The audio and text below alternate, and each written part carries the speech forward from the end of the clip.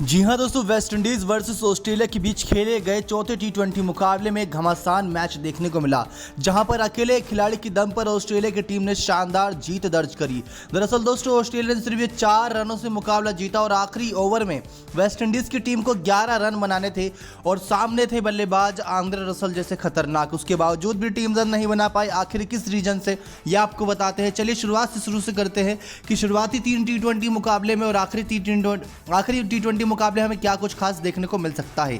तो शुरुआती 3 टी20 मुकाबले दोस्तों वेस्ट इंडीज के नाम रहे थे, जहां पर बहुत ही शानदार वेस्ट इंडीज की टीम ने जीत दर्ज करके सीरीज पर तो कब्जा कर लिया। पहला टी20 18 रन से जीती थी, दूसरा टी20 56 रन से और तीसरा टी20 दोस्तों 6 विकेट से जीती थी। लेकिन जब बात आई चौथे की तो 4 रन से ऑस्ट्रेलिया के सामने हार का सामना करना पड़ा।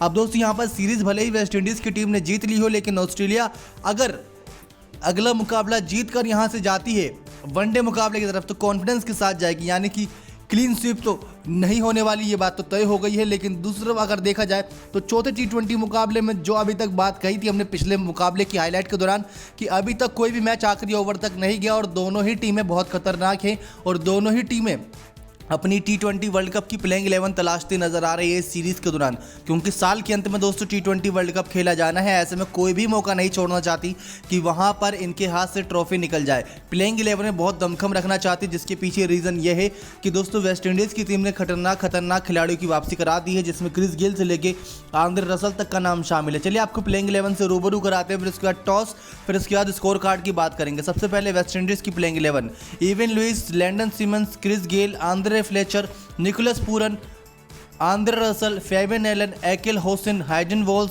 शेल्डन कोटरल और ओशान थॉमस। दोस्तों यहां पर हमें हर बार चेंजेस देखने को मिल रहे हैं।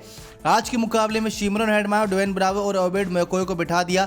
खुद कीरन पोलार्ड भी बैठे हुए थे और कप्तान और विकेट कीपर की भूमिका निकोलस पूरन ने ही निभाई।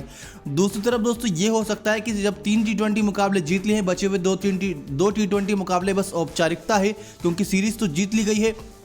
तो शायद इसी वजह से दोस्तों वेस्ट इंडीज ने बड़े बदलाव किए। अब ऑस्ट्रेलिया की टीम ने दोस्तों यहां बड़े बदलाव नहीं किए, क्योंकि वो अभी जीत की तलाश में थी। Matthew Wade, Aaron Finch, Mitchell Marsh, Alex Carey, Moises Henriques, Ashton Turner, Daniel Christian, Mitchell Starc, Adam Zampa, Riley Meredith, Jason Behrendorff, ये हमें इनकी प्लेइंग 11 में देखने को मिले। जोस हेजलवुड और एंड्रू टाई जैसे खतरनाक खिलाड़ी अब भी बेंच पर बैठे हुए थे। अब दोस्तों बात करें किस प्रकार से यहाँ पर जो स्टेडियम था वो था दोस्तों Daren Sammy National Cricket Stadium, Gros Islet, Saint Lucia. अब दोस्तों ये मुकाबले में टॉस जीता था ऑस्ट्रेलिया ने और पहले बल्लेबाजी का फैसला कर लिया था, क्योंकि उन्होंने देखा कि 3 टी20 मुकाबले में 2 मुकाबले वो जीता है जिसने पहले बल्लेबाजी करी है। तो यही सोचकर उन्होंने पहले बल्लेबाजी करने का फैसला किया। जब से कोरोना काल दोस्तों शुरू हुआ था, उसकी लहर शुरू हुई, तब से हमें एक चीज़ क्रिकेट के मैदान पर बदली ये नजर आ रही है कि अलग अलग मैदानों पर अब टी20 और वनडे के मुकाबले नहीं होते। बस अगर एक सीरीज है तो एक ही सीरीज के सारे मुकाबले एक ही मैदान पर कराए जाने की पूरी कोशिश रहती है। जैसे हमने देखा कि ये 5 टी20 मुकाबले डैरन सेमिन स्टेडियम में ही करा दिए गए हैं। अब 5वें टी20 मुकाबले का इंतजार है, जो सूत्रों के अनुसार 17 जुलाई को होना है, उसकी भी जानकारी आप सभी तक दी जाएगी। लेकिन सबसे पहले बात करते हैं किस प्रकार से यहाँ पर ऑस्ट्रेलिया टीम ने बल्लेबाजी की शुरुआत करी थी। पहले ओवर के बाद दूसरे ओवर की 5वीं गेंद पर मैथ्यू वेड का दोस्तों 12 रन पर ही विकेट गिर गया था। 4 गेंद में सिर्फ 5 रन बनाया था एक चौके की मदद से। बहुत जल्दी विकेट गिरने की वजह से टीम को एक बहुत बड़ा झटका लगा था।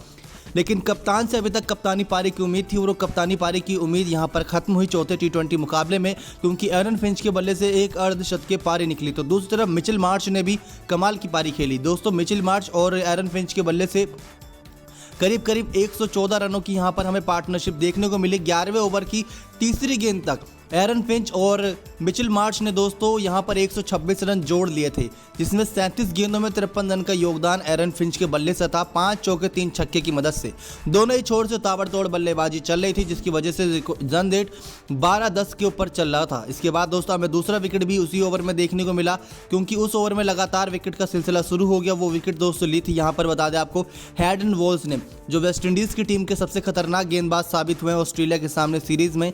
अब उन्होंने दोस्तों यहाँ पर भी एक ही ओवर में 2 विकेट लेकर झटकते हुए टीम की पूरी जो बागडोर थी उसको हिलाकर रख दिया। 11वें ओवर की ही चौथी गेंद पर एलेक्स कैरी का विकेट ले लिया और बिना खाता खोले एलेक्स कैरी हैडन वॉल्श की गेंद पर आउट होकर चलते बने। उसके बाद मोजेस हेनरिक्स आए थे। दोस्तों मिचेल मार्श अब भी मैदान पर खड़े थे। मोजेस हेनरिक्स और टर्नर की विकेट भी बहुत जल्दी चली गई थी। अब 12वें ओवर की चौथी गेंद पर जब टीम का स्कोर 135 रन था तो मोइसेस हेनरिक्यूज की, और जब टीम का स्कोर सिर्फ 146 रन था वो विकेट दोस्तों टर्नर की विकेट गिर चुकी थी 15वें ओवर की पहली गेंद पर। अब टर्नर और मोइसेस हेनरिक्यूज की विकेट दोस्तों यहाँ पर आपको बताएं तो हैडन वोल्स ने टर्नर की विकेट और रसल ने हेनरिक्यूज की विकेट ली थी। उसके बाद दोस्तों हमें यह देखने को मिला कि ज़्यादा देर तक मिचेल मार्श भी नहीं टिके रहे। 17वें ओवर की पहली गेंद पर मिचेल मार्श का विकेट भी 166 रन पर टीम का जब स्कोर था तब गिर गया था। 44 गेंदों में 75 रन की बहुत बेहतरीन पारी मिचेल मार्श ने खेली। ये टीम के लिए जीत के लिए काम आई। 4 चौके और 6 छक्के इनकी इस पारी में देखने को मिले। लेकिन दोस्तों जहां शुरुआत में 11वें ओवर के करीब 126 स्कोर पहुंच चुका था तो लग रहा था कि ये 200 के पार स्कोर जाएगा। इसी बात की दोस्तों यहीं पर कमी खल रही थी ऑस्ट्रेलिया की टीम को, क्योंकि जब मिचेल मार्श का विकेट गिरा तो उसके बाद टीम की बागडोर गिरती नजर आई। लेकिन क्रिश्चियन ने लास्ट की 14 गेंदों पर 22 रन बनाकर 2 चौके 1 छक्के की मदद से स्कोर को थोड़ा आगे बढ़ाया। मिचेल स्टार्क ने भी 7 गेंदों पर 8 रन बनाकर योगदान दिया अपना बहुत अहम। लेकिन इन सब चीज़ों के बावजूद दोस्तों टीम बहुत अच्छा स्कोर तो नहीं कर पाई जैसी शुरुआत इनकी हुई थी। 189 पर ही ऑस्ट्रेलिया की टीम को रोक दिया गया जो स्कोर 220 तक का लग रहा था। ये खासियत हमें देखने को मिली हैडन वोल्स की गेंदबाजी में। 4 ओवर में 27 रन देते हुए 3 विकेट उन्होंने झटके। एक विकेट ओसान थॉमस, रसल और फेबिन एलन के खाते में एक विकेट रहा। अब यहाँ पर 190 रन का चेस करने के लिए उतरी दोस्तों वेस्टइंडीज़ की टीम की तरफ से खतरनाक बल्लेबाज लैंडन सिमंस और इवन लुइस की एक पार्टनरशिप हमें शुरुआत में ही देखने को मिली, क्योंकि चौथे ओवर की 5वीं गेंद तक इवन लुइस और लैंडन सिमंस ने दोस्तों 62 यानी कि 62 रन जोड़ लिए थे। 62 रन की साझेदारी बहुत काम आई। 14 गेंदों में 31 रन की पारी इवन लुइस ने खेली 4 चौके 2 छक्के की मदद से। बॉलर एडम जाम्पा ने इनकी विकेट ली। दोस्तों अब चौथे ओवर की 5वीं गेंद अगर आपका 62 रन स्कोर बन जाता है उसके बाद आपके पास क्रिस गेल और रसल जैसे खतरनाक बल्लेबाज बचते हैं तो यहाँ पर जीत तो आपकी नजर आती है। लेकिन इन सब चीज़ों के बावजूद टीम ने बहुत बेहतरीन तरीके से संभाला, क्योंकि दोस्तों ऑस्ट्रेलिया की टीम ने फिर हाथ खोलने का किसी और बल्लेबाज को मौका नहीं दिया। लैंडन सिमंस दूसरे छोर से बड़ी ही आक्रामक बल्लेबाजी चालू रखे थे, लेकिन क्रिस गेल जो पिछले मुकाबले के विनर रहे थे जिनके बल्ले से एक बेहतरीन पारी देखने को मिली थी, इस मुकाबले में इनका बल्ला शांत रहा। 3 गेंदों पर सिर्फ 1 ही रन बना पाया और मिचेल मार्श ने इनका विकेट लिया। दोस्तों वही मिचेल मार्श जिन्होंने अभी तक 70 रन की पारी खेली थी अब वो गेंद से कमाल दिखा रहे थे।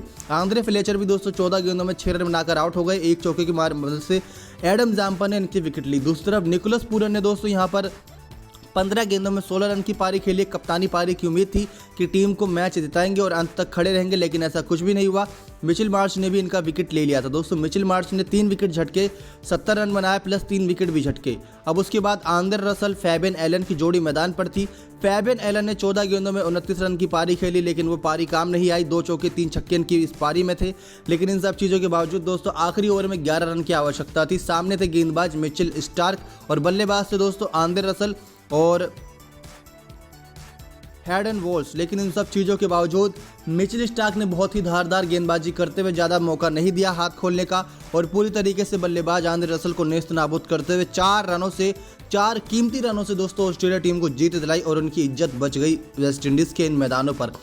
13 गेंदों में 24 रन की पारी 1 चौके 2 छक्के की मदद से आंद्रे रसल ने खेली। पूरी कोशिश करी कि टीम को मैच जिता दे, लेकिन टीम मैच नहीं जीत पाई और आखिरी ओवर में ऑस्ट्रेलिया की टीम की झोली में ये मैच जाके गिर गया।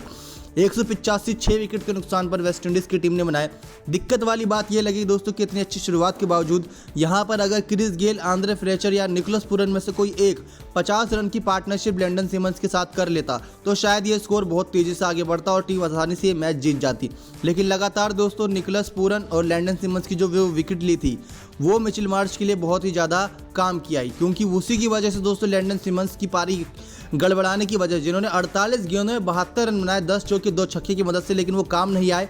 लेकिन मिचेल मार्श की गेंदबाजी में बहुत ही ज़्यादा धार देखने को मिली, जहां पर उन्होंने पहले बल्लेबाजी करते हुए 44 गेंदों में 75 रन की पारी 4 चौके 6 छक्के की मदद से खेली, तो दूसरी तरफ उन्होंने गेंदबाजी करते हुए दोस्तों 4 ओवर में 24 रन देते हुए 3 विकेट झटके। ऐसा होता है दोस्तों, कोई खिलाड़ी का पूरा दिन उसको समर्पित हो जाता है। वही दिन लग रहा था कि मैदान पर आज मिचेल मार्श का था। एडम जाम्पा ने भी 2 विकेट लिए और रायली मेरेदिथ के खाते में भी 1 विकेट रही जो फेबिन एलन की थी। अगर फेबिन एलन आंद्रे रसल के साथ रहते तो शायद आखिरी ओवर में वो रन बन जाते। आखिरी ओवर में दोस्तों आंद्रे रसल ने ही पूरा ओवर खेला। सामने हैडन वोल्स को बल्लेबाजी का मौका नहीं दिया। कोशिश उनकी ये थी कि अपने आप ही मैच जिता दें, लेकिन ऐसा मुमकिन नहीं हो सका। 4 रन से फिर भी टीम को हारना पड़ा। 190 चेस करना था, यानी कि करीब करीब मान लीजिए 5 रन, लेकिन उसके बावजूद दोस्तों मिचेल मार्श रहे यहाँ पर टीम की जीत के विजेता। पूरा श्रेय उन्हीं को गया और साथ ही साथ कप्तान की कप्तानी पारी जो अर्धशतकीय पारी थी मिचेल मार्श के साथ, वो भी काम की रही और एडम जाम्पा की भी वो 2 विकेटें बहुत काम की रहीं। तो इस तरीके से दोस्तों वेस्टइंडीज़ को हराते हुए ऑस्ट्रेलिया ने चौथे T20 मुकाबले में 4 रन से जीत दर्ज करी। अब अगला मुकाबला दोस्तों 17 जुलाई को होना है, उसकी जानकारी आपसे अभी तक पहुंचा दी जाएगी नेक्स्ट 9 स्पोर्ट्स की रिपोर्ट।